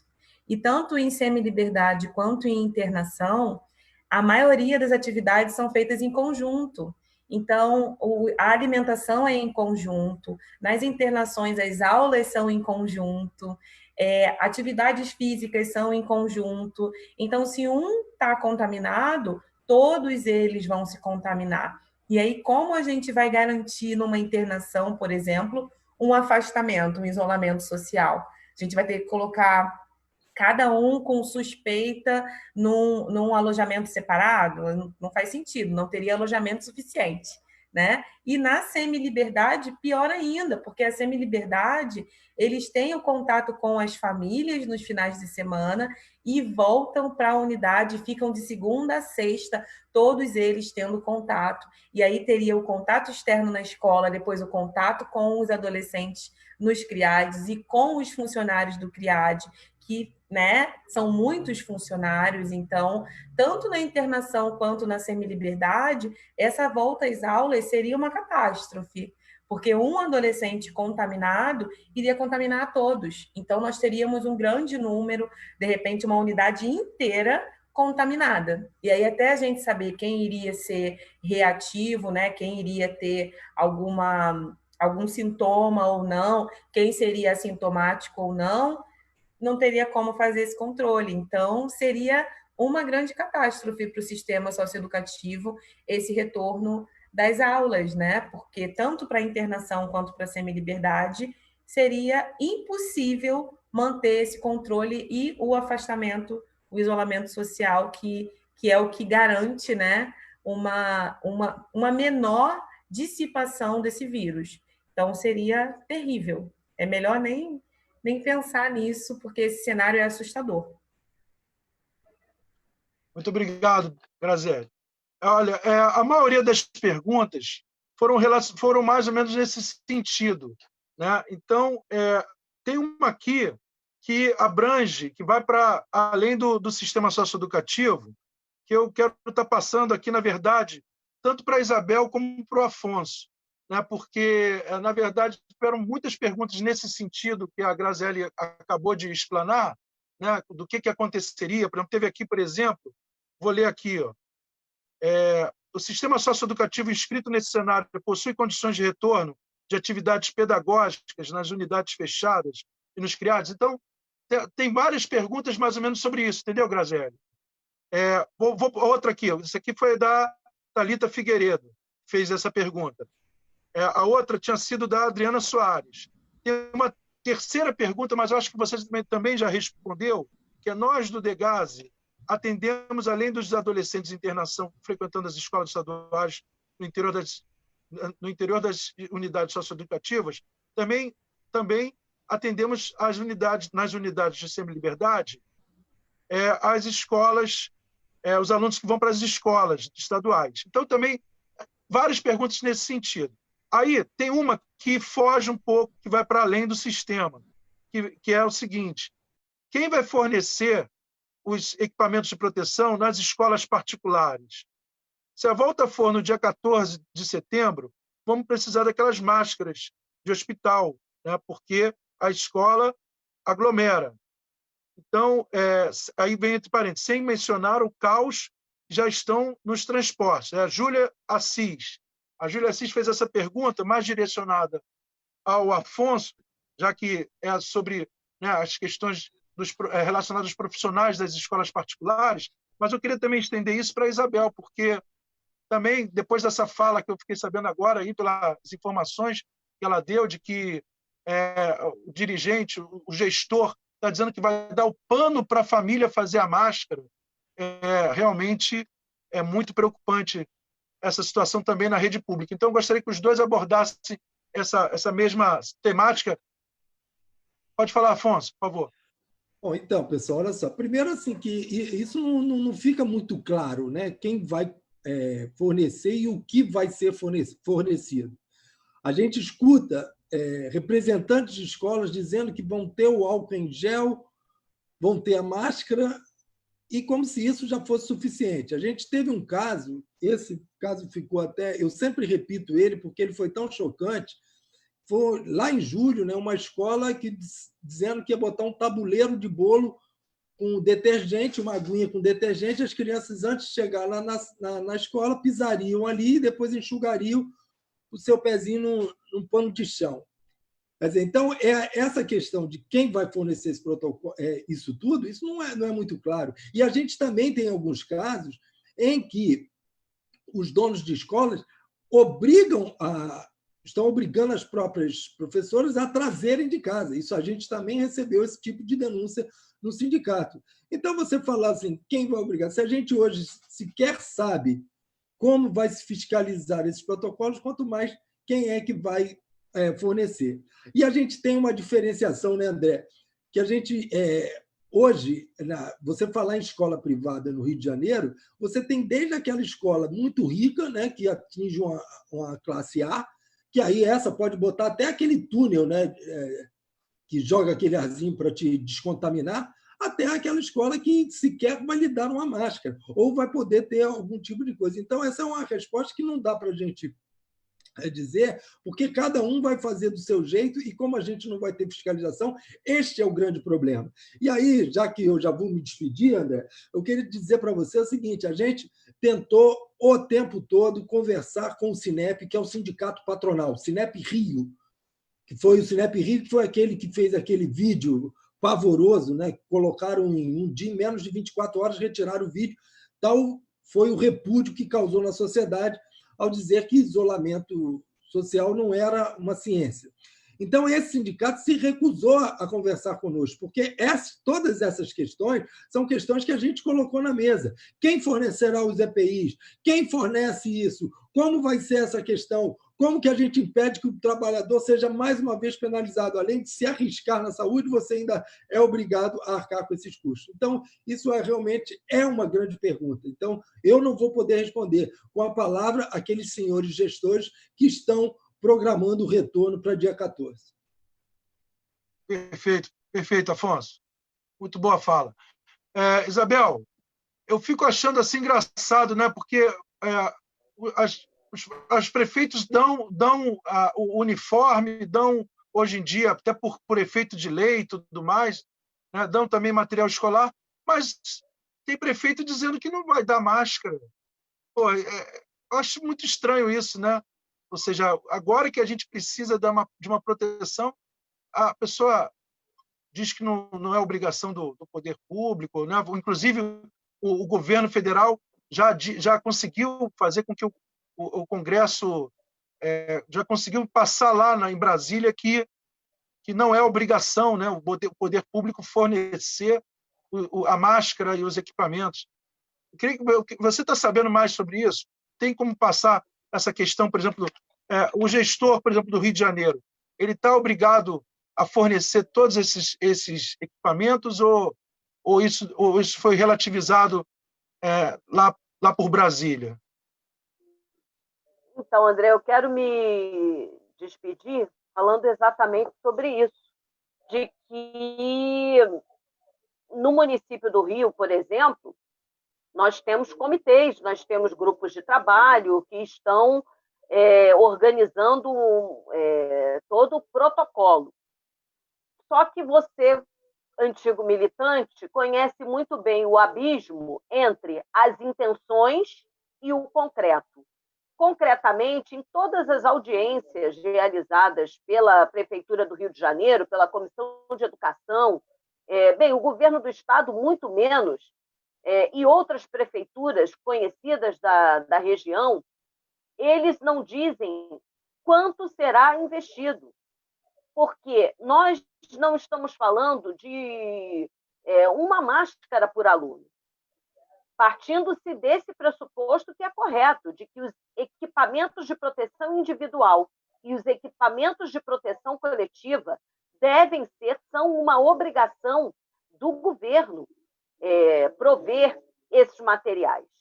E qual é a realidade? Nós precisamos saber quanto vai ser investido, qual será o orçamento para a compra desses materiais, porque nós já conhecemos essa historinha.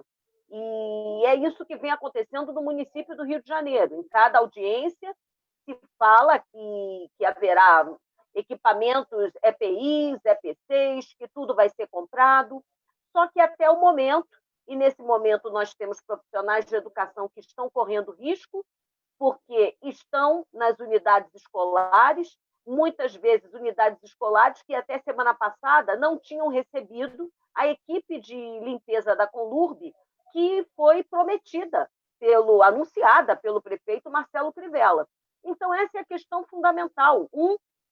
De que os governos não podem se desresponsabilizar do fornecimento desses equipamentos, porque isso faz parte dos protocolos sanitários. Isso é básico e é criminoso dizer que este é um problema individual. Em segundo lugar, eles precisam dizer concretamente quanto investirão, porque o que acontece, André, é que muitos não vão investir, ou porque não tem dinheiro, porque a prefeitura está quebrada, ou porque eles têm outras prioridades de investimento em plena eleição municipal.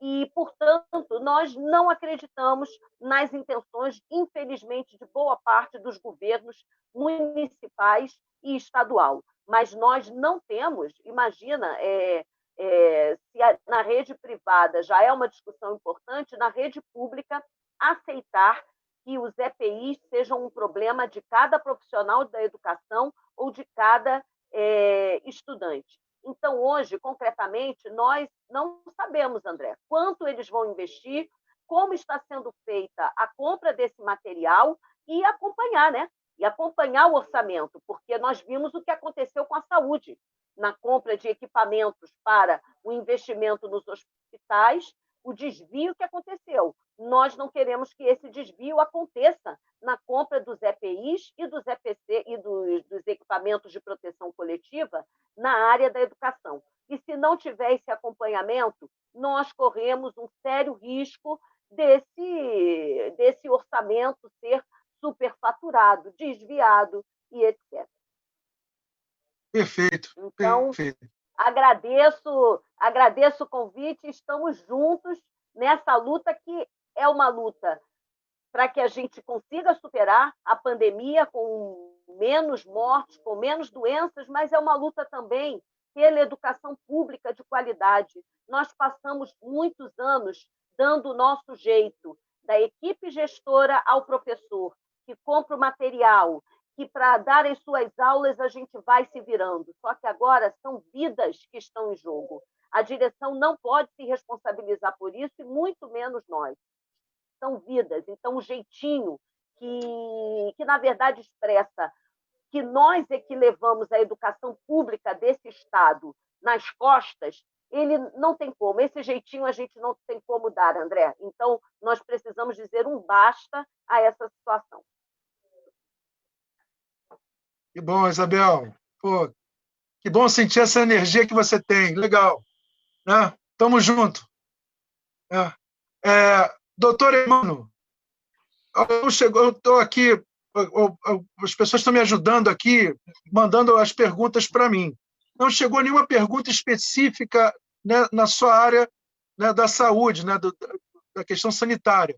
E eu queria deixar a sua fala a seu critério, né, para o senhor levantar aqui os pontos mais importantes que, de repente, o senhor não conseguiu falar pelo tempo abreviado que nós tivemos no início.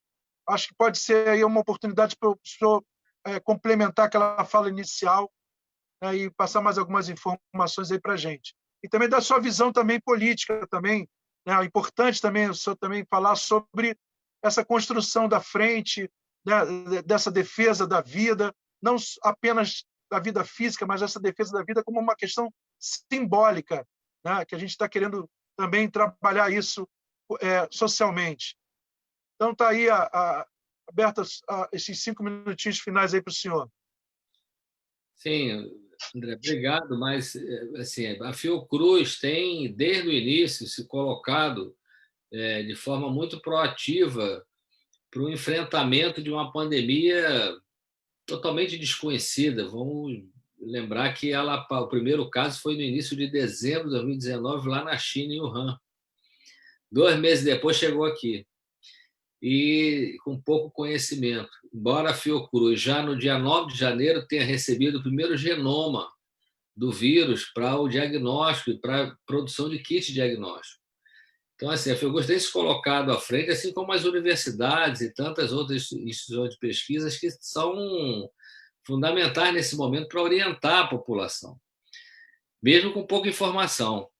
Eu acho que a gente está vendo um momento, talvez, dos mais difíceis, onde o conhecimento acumulado tem nos ajudado, mas ainda há uma política, assim, eu diria, que beira a necropolítica, né? Não é só o negacionismo, mas uma coisa tão absurda que hoje governantes divulgando que tome a vacina quem quiser tomar a vacina. Isso é um absurdo, né? Onde há alguma esperança que a gente possa ter com relação ao enfrentamento e ao combate ao vírus é exatamente a vacina. E isso, para nós, é mais um daqueles absurdos. A Fiocruz continua à frente, lutando aí, apresentando os dados, tentando orientar o máximo que pode com os estudos científicos, mas não está sendo fácil. Não está sendo fácil, é difícil. A briga é de todos nós. Eu acho que o que foi colocado aqui pelos companheiros, professores, pela OAB, nos ajuda muito a refletir sobre o momento atual. Eu sou um pesquisador da Fiocruz, sou pneumologista exatamente da área da virologia pulmonar, mas sou diretor de uma escola, entendeu? E a gente tem acompanhado de uma escola que forma profissionais de saúde. Aliás, estamos fazendo 66 anos durante essa semana.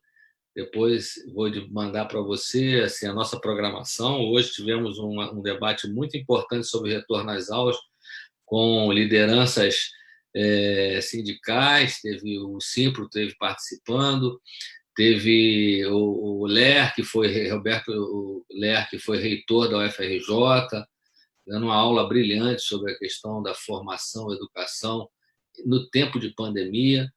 A gente sabe a dificuldade que foi, mas estamos nos reinventando nisso, né? Não é só a saúde, mas todos estamos nos reinventando.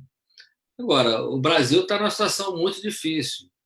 Hoje tivemos o resultado do PIB, -9, entendeu? Quando a gente poderia ter tido uma outra linha de ação econômica que nos ajudaria agora a enfrentar os países que conseguiram enfrentar a pandemia, não colocando a economia na frente da vida, mas colocando a vida na frente da economia, foram os países que tiveram melhor desempenho nesse enfrentamento. Eu vou dar 2 exemplos aqui. Um é Portugal, números muito baixos de casos e mortes, com ação no território da atenção primária em saúde. E outro é Cuba, que conseguiu fazer bloqueios importantes na atenção primária. Aliás, em termos de saúde pública, a ilha dá show. É a mesma população do estado do Rio de Janeiro, mais ou menos, em torno de 12 milhões de habitantes que nós temos na ilha, e com um número muito pequeno de casos e de morte, porque tem uma saúde muito presente, assim como Portugal e tantos outros países que têm a saúde como prioridade. O país não tem a saúde como prioridade. Houve um desmonte da atenção primária em saúde nesses últimos anos. A gente sabe disso. O nosso SUS, que é a nossa fortaleza, que sempre foi subfinanciada e sempre brigamos por ela precisaria ter um investimento maior agora. É o que salvou vidas. O pouco que nós temos e que conseguimos atuar foi exatamente a partir do SUS para essa população. Então, precisa reforçar o Sistema Único de Saúde. Então, são políticas públicas, tanto na saúde quanto na educação, que precisam ser implementadas. E, para isso, precisa enfrentar o negacionismo, a necropolítica e as políticas que derrubam o país, jogam o país para baixo. E colocam o PIB com -9. Isso nunca há anos que não temos isso no Brasil. Então, mostra exatamente que, nem do ponto de vista econômico, consegue reverter, mesmo tentando botar a economia na frente das vidas.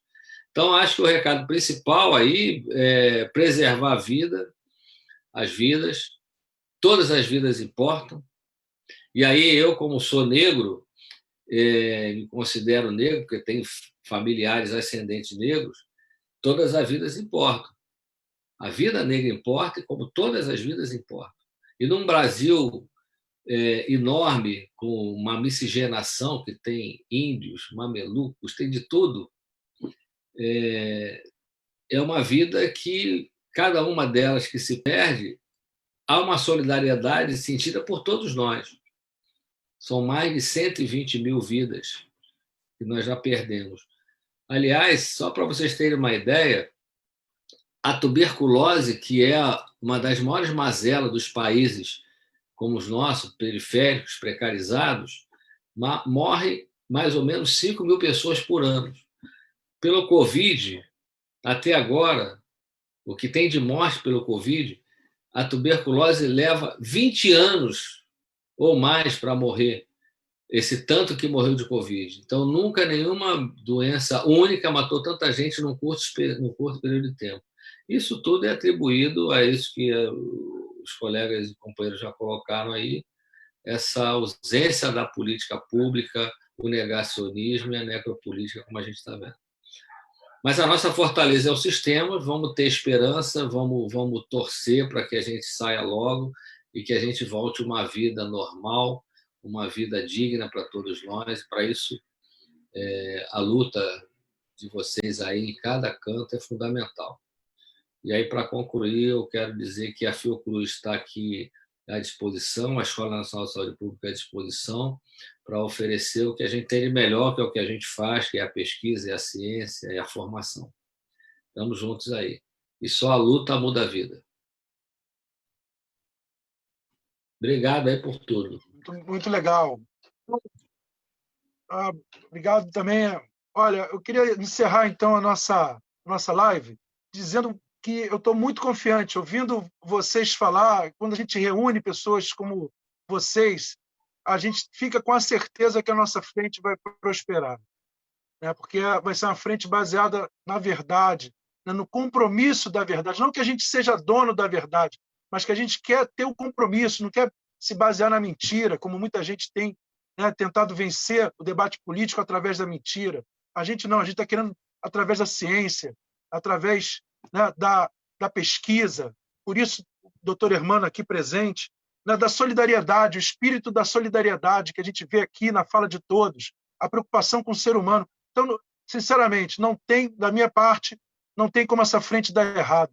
Eu tenho certeza que nós vamos superar muito, né, os nossos adversários aí, esses defensores da necropolítica, da morte, da mentira, que infelizmente a gente está enfrentando nesse momento no país. Eu dou aqui por encerrado a nossa atividade.